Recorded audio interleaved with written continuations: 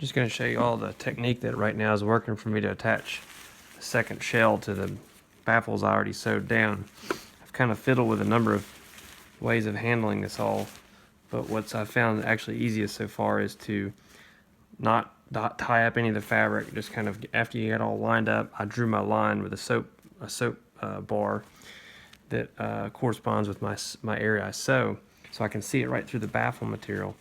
And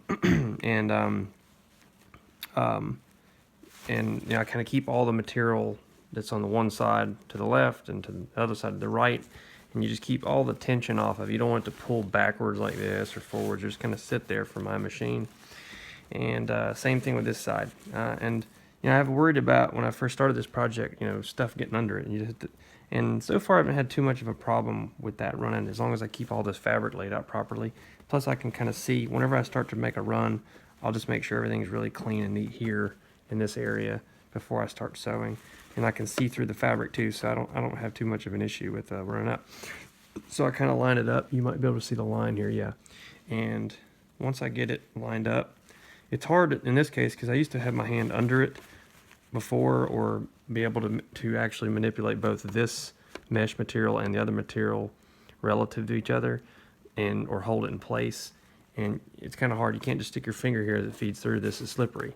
So what I've done that actually has helped pretty well for this, it's worked really well, is that once I line it up and I get my line good, I don't have a lot of margin either when you're doing this. You can't like just wander all about, so you have to get really good at just sewing it straight.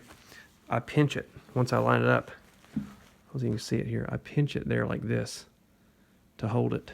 And then once I have it held, I watch along the edge of the no-seam, and I follow that as opposed to worrying too much about the white line.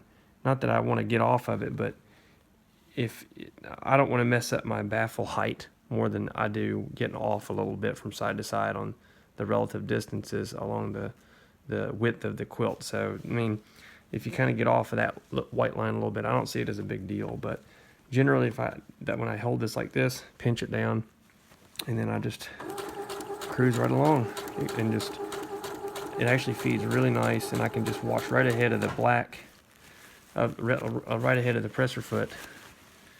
Line up my next piece, make sure there's nothing underneath.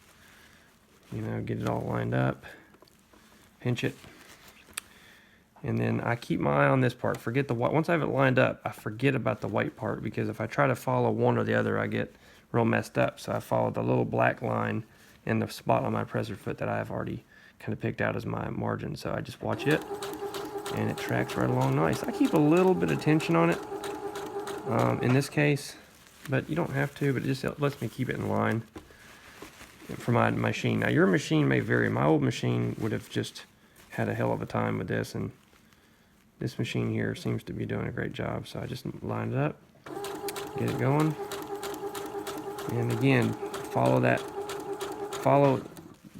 ahead of your pressure foot on what you're looking at, so you don't get yourself real messed up.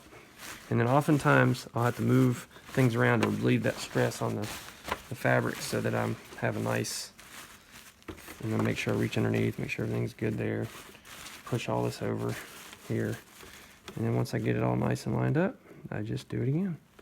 Grab it, let it rip, and just track right along. See, that time I got off of the white line a little bit, but that's okay. It'll kind of tend to, it might wander just a little bit.